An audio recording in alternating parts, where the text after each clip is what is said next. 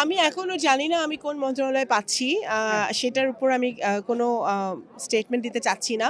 তবে অবশ্যই যেই মন্ত্রণালয়েই আমাদের দায়িত্ব দেওয়া হোক না কেন, আমাদের এখন সবচেয়ে বড় কাজ হবে দেশে স্টেবিলিটি বজায় রাখা, শান্তি বজায় রাখা, বাংলাদেশের সকল শ্রেণী পেশার মানুষকে নিয়ে কাজ করা, বিরোধী দল মত সকলকে সাথে নিয়ে কাজ করা। এটাই হবে আমাদের জায়গা থেকে সবচেয়ে বেশি গুরুত্বপূর্ণ বিষয় এই মুহূর্তে।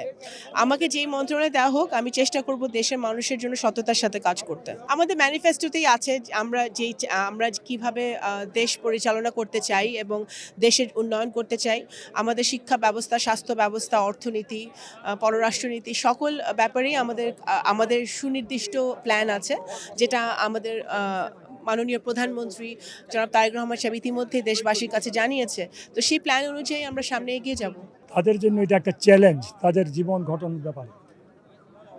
এই এই চিঠিটাকে আমাদের চ্যালেঞ্জ হিসেবে নিতে হবে এবং বাংলাদেশ থেকে এটাকে উচ্ছেদ করতে হবে, সমাজকে সঠিক করতে আনতে হবে। নানা ধর্ম নানা মতের বেশ কিছু হামলা মামলা আমরা বিগত 17 মাস ধরে দেখেছি। এই যে বিভেদ, যে বিশ্বাসের, সেই জায়গাটিতে ধর্ম কিভাবে কাজ করবে? ধর্ম মন্ত্রণালয় কিভাবে করবে, আমি তো ধর্ম দায়িত্ব এখন অফিসিয়ালি পাই নাই।